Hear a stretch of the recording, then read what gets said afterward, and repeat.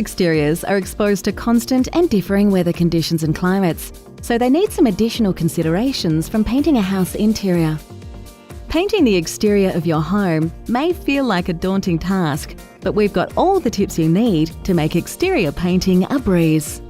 Here is what you are going to need: premium exterior paint like Taubman Sunproof or Endura Exterior for walls, and Taubman's Ultimate Alkyd Enamel for doors, windows and trims. Several drop cloths, sponge and soap solution using detergent and water, sandpaper at 180 and 240 grade, masking tape, exterior grade acrylic or poly-based fillers, gap sealant and exterior grade fillers, flexible filling blade, and a selection of paintbrushes. We recommend a 25mm angled brush for getting into those hard to paint areas and for trim work.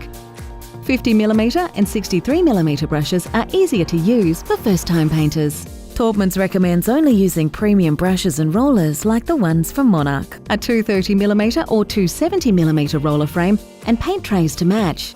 And we recommend 10 to 12mm nap roller covers. You'll also need a pole, a stepladder.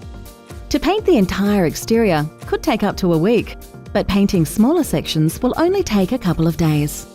These are the steps you'll need to follow. Start by determining the paint colour you want for your exterior. You may choose to have a uniform colour across the entire exterior of your home, but a number of trim colours, depending on the detail and materials used on the building exterior.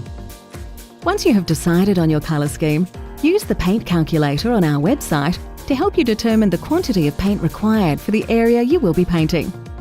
Use drop cloths to protect any plants from damage and the concrete from any potential spills. Safety is a huge consideration when painting exteriors.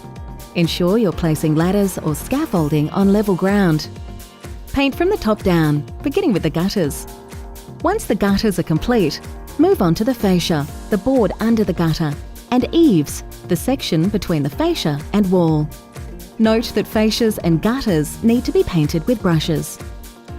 Next, move on to the walls. The equipment required here is dependent on the nature of the surface you're painting on. Finally, paint the doors and windows. Make sure you move the windows when painting so they are not painted shut. Weatherboards will need to be painted with a brush or spray, while brick and render can be painted with sprays or extra long nap rollers.